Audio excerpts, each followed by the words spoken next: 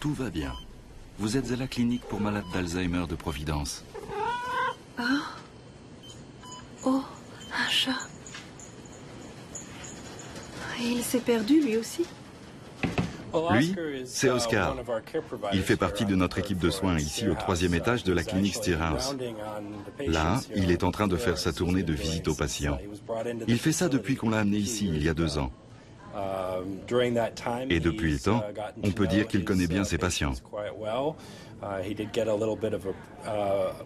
Oscar a d'ailleurs eu droit aux honneurs de la presse mondiale il y a 1 an, du fait de ses capacités.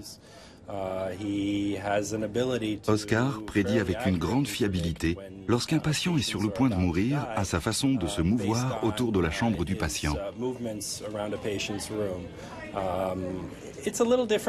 C'est un peu différent pour chaque patient, mais en règle générale, Oscar ne passe pas beaucoup de temps avec les malades. Il fait la tournée des patients, entre dans leur chambre, mais ne s'y attarde pas.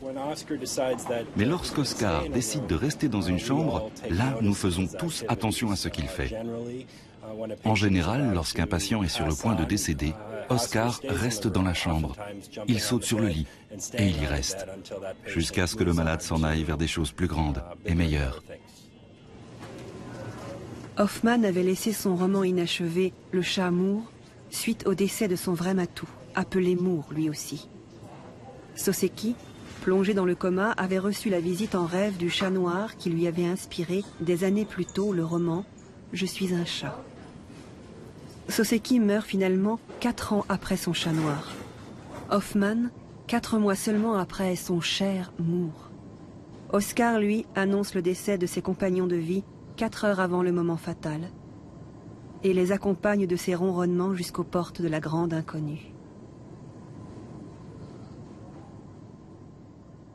L'un de mes souvenirs préférés au sujet d'Oscar remonte à l'époque où il n'était qu'un chaton et qu'il venait d'arriver dans l'unité de démence sénile pour y commencer son travail de thérapie. Oscar a sauté sur les genoux d'une patiente que je croyais dans un état végétatif persistant, incapable de communiquer avec le monde. Et là, j'ai vu Oscar se coucher sur ses genoux et cette femme, tout d'un coup, se mettre à le caresser. Pour la professeure Tino, gérontologue, les liens que nous tissons avec les animaux sont si profonds qu'il subsiste encore lorsque presque tout s'est envolé. Julie Richards, la directrice de Steerhouse, constate pour sa part que les chats maintiennent ses patients dans la vie. L'une des belles choses ici à Steerhouse, c'est que chacune des unités possède 2 chats qui y vivent en permanence. Les chats sont à chaque fois au nombre de 2, de façon à pouvoir interagir. Et par-delà les bienfaits de la thérapie animale, je pense que ces chats offrent aux patients une sensation de normalité. La plupart de nos patients avaient des animaux de compagnie avant de venir ici. Et s'ils ne sont plus capables de dire « ce chat s'appelle Oscar » ou « ce chat s'appelle Belle », ils peuvent en revanche vous dire « ce chat vit avec moi », ce qui est d'ailleurs le cas. «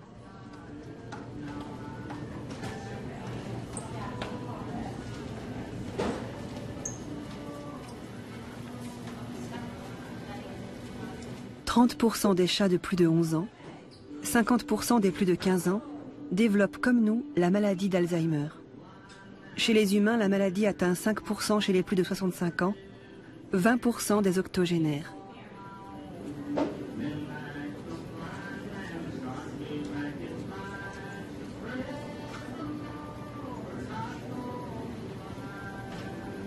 Nous serons donc de plus en plus nombreux à nous couper petit à petit de ce monde.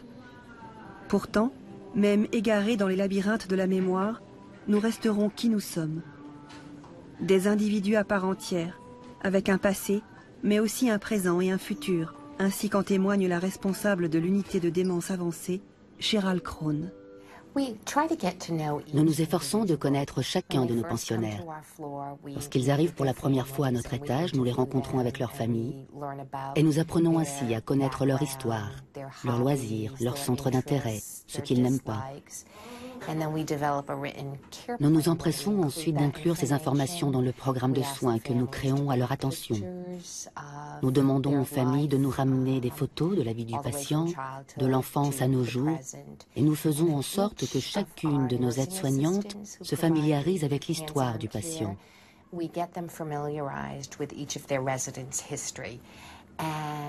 Au moment des soins quotidiens, les aides-soignantes vont ainsi pouvoir lui poser des questions sur son passé, l'amener à se souvenir ou à parler de ce qu'il aime. Et puis, nous apprenons de nouvelles choses aussi, parce que nos pensionnaires ont beau souffrir de problèmes de cognition, ce sont toujours des individus et comme tels, ils n'ont pas qu'un passé. Ils changent aussi. Et comme nous sommes attachés à nos résidents, nous remarquons forcément ces évolutions. Nous avons par exemple une pensionnaire qui par le passé adorait lire. Elle aime toujours lire aujourd'hui, mais elle a développé un intérêt pour les poupées et pour les animaux de ferme qui a beaucoup surpris sa famille parce que autrefois rien de tout cela ne l'intéressait. Mais c'est quelque chose qu'elle aime aujourd'hui. Alors nous faisons en sorte, lorsqu'elle traverse des moments plus difficiles, qu'elle ait à disposition toutes ces choses qu'elle aime.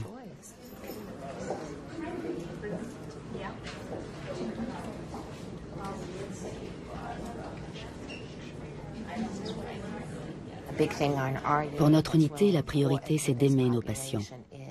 Et même si beaucoup de nos résidents ne sont plus à même de communiquer, l'échange tactile, sensoriel est extrêmement important. Alors nous les touchons, nous les embrassons, nous les serrons dans nos bras, nous leur disons que nous les aimons. Et c'est incroyable de voir combien de résidents qui ne parlent plus sont parfois capables de vous dire tout à coup « Je vous aime aussi ».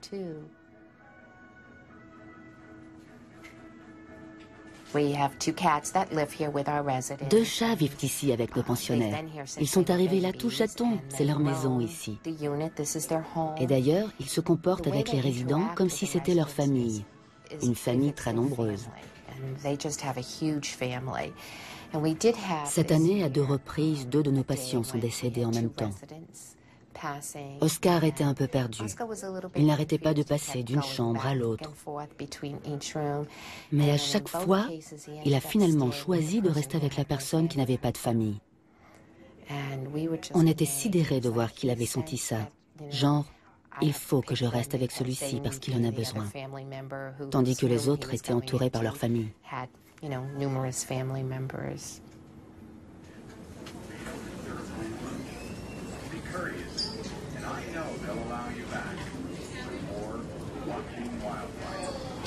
You're gonna take a walk? You want me to walk with her? Let's go. Say bye, Claire. See you later, alligator. Après la publication de notre article, on a vu fleurir quantité de théories sur Oscar. Avait-il des pouvoirs paranormaux? Sentait-il quelque chose? En fait, ce qui est important, c'est qu'Oscar reproduit le comportement des soignants qui délivrent ici des soins si généreux. Ce chat vit ici, c'est son environnement. Il voit comment les autres prennent soin des patients. Et Oscar veut simplement être de la partie. Mais nos gouvernements néolibéraux n'apprécient guère ce déploiement de moyens autour de vies finissantes. Ils préfèrent nous réserver une fin de vie dans un hôpital surfréquenté et en sous-effectif.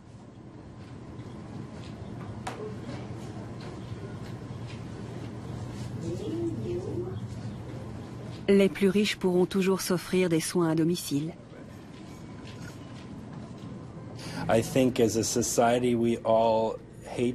Nous détestons tous l'idée que plusieurs membres de nos familles finiront leurs jours dans des endroits comme celui-ci.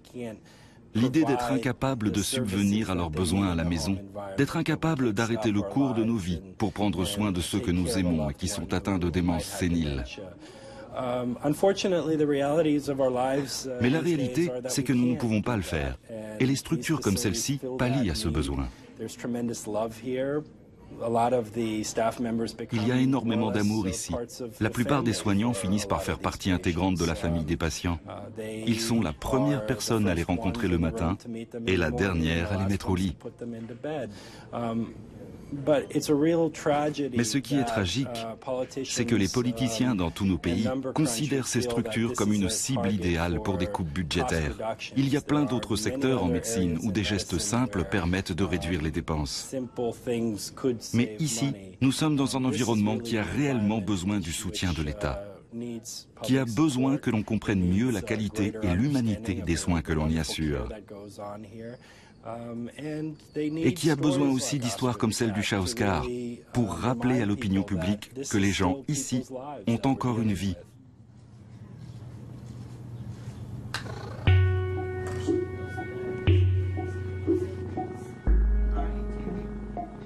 Si je dois finir ma vie dans un hôpital, je rêve qu'un chat soit à mes côtés. Le docteur Dossa m'a répondu « Je rêve que nos dirigeants cessent de supprimer des postes dans les hôpitaux pour que le jour venu à votre chevet, il y ait aussi une infirmière compétente. »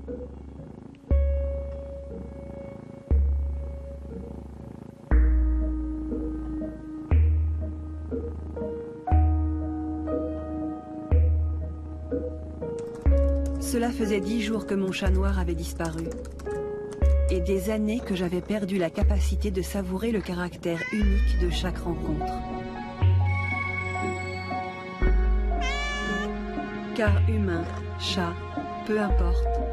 Lui, moi, nous tous, nous ne serons sur cette terre qu'une seule fois. Il est temps qu'on cesse de se perdre. Pas vrai, mon chat ?